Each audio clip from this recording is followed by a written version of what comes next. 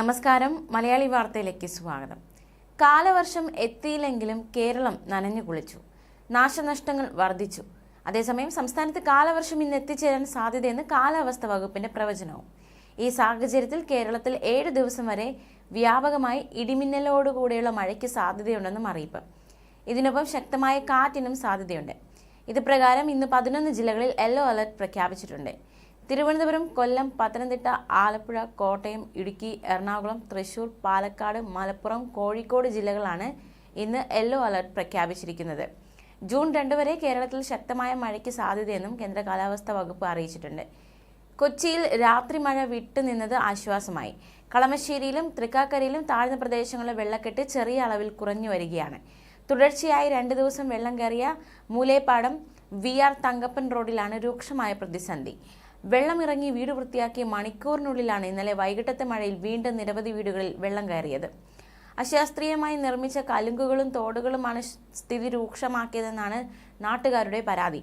ആദ്യ ദിവസമുണ്ടായത് മേഘവിസ്ഫോടനമെങ്കിലും ഇന്നലത്തേത് ഈ ഗണത്തിൽ പെടുന്നതല്ലെന്നാണ് വിലയിരുത്തൽ. അതേസമയം ഇത്തവണ കേരളത്തെ കാത്തിരിക്കുന്നത് അസാധാരണ കാലവർഷം. ദീർഘകാല ശരാശരിയുടെ 106% വരെ മഴ അധികം ലഭിക്കാനാണ് സാധ്യതയെന്നാണ് കാലാവസ്ഥാ വകുപ്പിന്റെ പ്രവചനം. സാധാരണ കാലവർഷത്തിലേക്ക് കേരളത്തെ നയിക്കുന്നതിന് പിന്നിൽ 6%-ലധികം മഴ ലഭിക്കുന്നതിനൊപ്പം മറ്റു ചില സാഹചര്യങ്ങൾ കൂടിയുണ്ട്.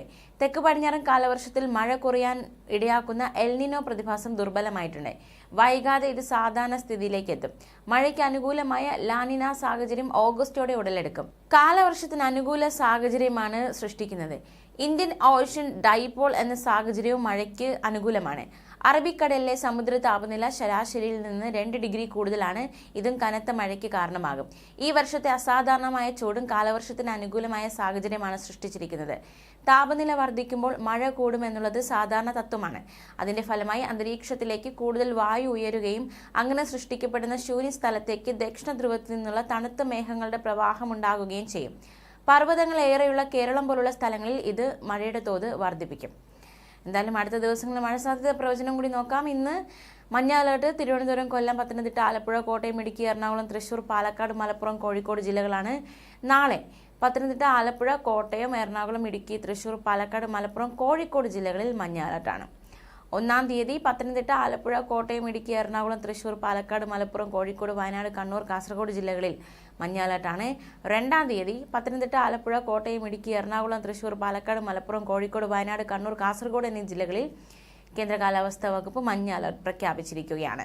ഒറ്റപ്പെട്ട ശക്തമായ മഴയ്ക്കുള്ള സാധ്യതയാണ് പ്രവചിക്കപ്പെട്ടിരിക്കുന്നത്. 24 മണിക്കൂറിൽ 64.5 മില്ലിമീറ്റർ മുതൽ 115.5 മില്ലിമീറ്റർ വരെ മഴ കിട്ടുന്ന സാഹചര്യത്തെയാണ് ശക്തമായ മഴ എന്നതുകൊണ്ട് അർത്ഥമാക്കുന്നത്. മത്സ്യത്തൊഴിലാളി ജാഗ്രതാ നിർദ്ദേശമുണ്ട്. തെക്കൻ കേരള തീരം, ലക്ഷദ്വീപ് തീരം എന്നിവിടങ്ങളിൽ മത്സ്യബന്ധനത്തിന് പോകാൻ പാടുള്ളതല്ല എന്ന് കേന്ദ്ര കാലാവസ്ഥാ വകുപ്പ് അറിയിച്ചു. കർണാടക തീരങ്ങളിൽ മത്സ്യബന്ധനത്തിന് തടസ്സമില്ലെന്നും കേന്ദ്ര കാലാവസ്ഥാ വകുപ്പ് വ്യക്തമാക്കി. ന്യൂസ് ഡെസ്ക്, മലയാളി വാർത്ത.